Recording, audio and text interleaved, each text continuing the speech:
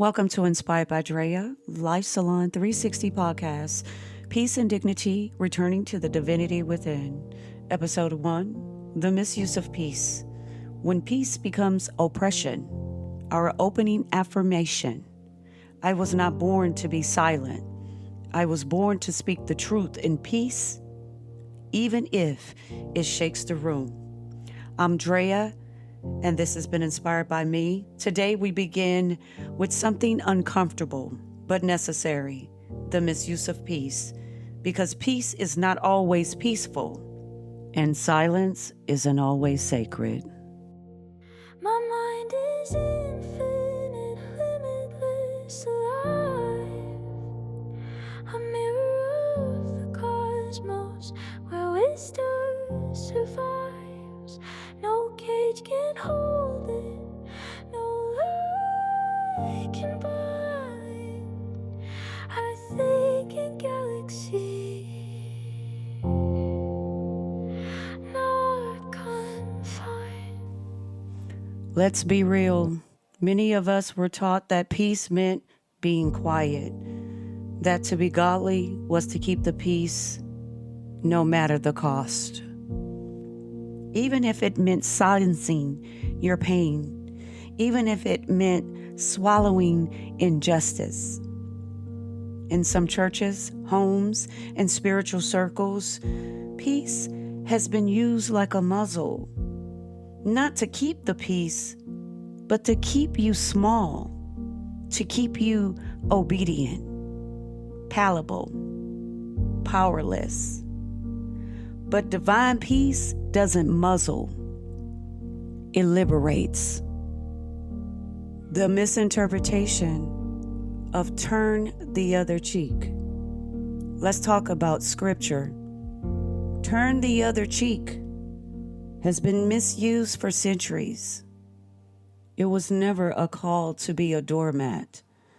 It was a radical act of spiritual defiance, a refusal to stoop to violence, yes, but also a refusal to allow someone else's sin to define your self-worth. Turning the other cheek wasn't about suppression. It was about dignity.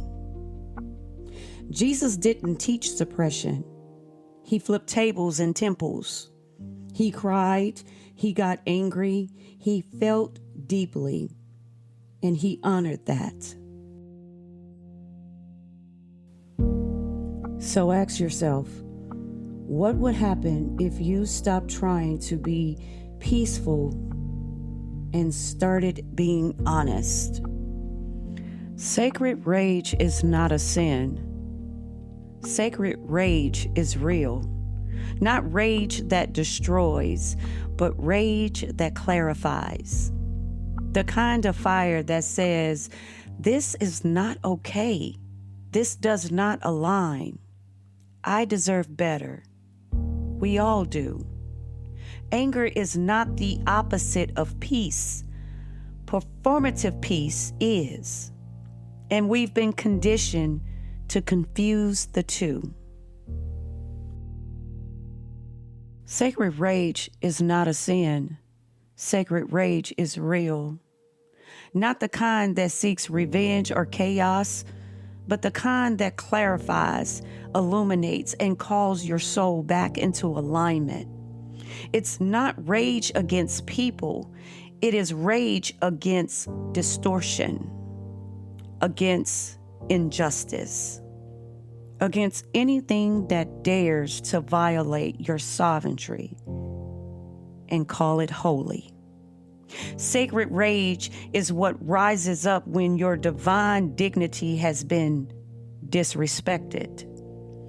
It is the sound of heaven within you saying, no more.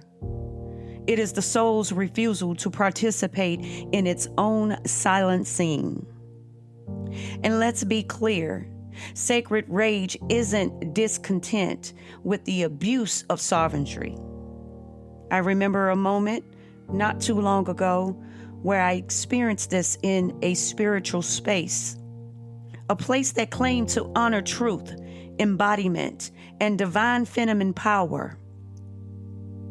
But when I spoke with fire, when I dared to name the distortion, to question the pedestal, to challenge the narrative that only one voice mattered, I was suddenly too loud, too much, too rebellious. And there it was, the misuse of peace all over again, dressed in incense, mala beads, and a soft voice manipulation. But something sacred awakened in me. Not bitterness, but clarity.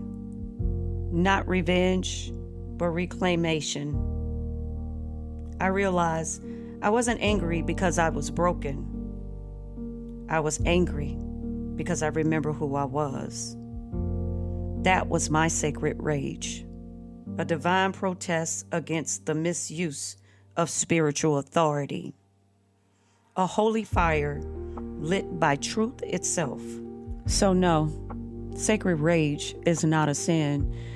It's the first pulse of remembrance in a world that teaches you to forget. In this closing, return to peace with truth. And remember this: peace without truth is performative, and performance is not holy. So let this be your reminder. True peace comes when you no longer betray yourself to maintain false harmony. True peace is not the absence of conflict. It is the presence of truth, boundaries, and courage.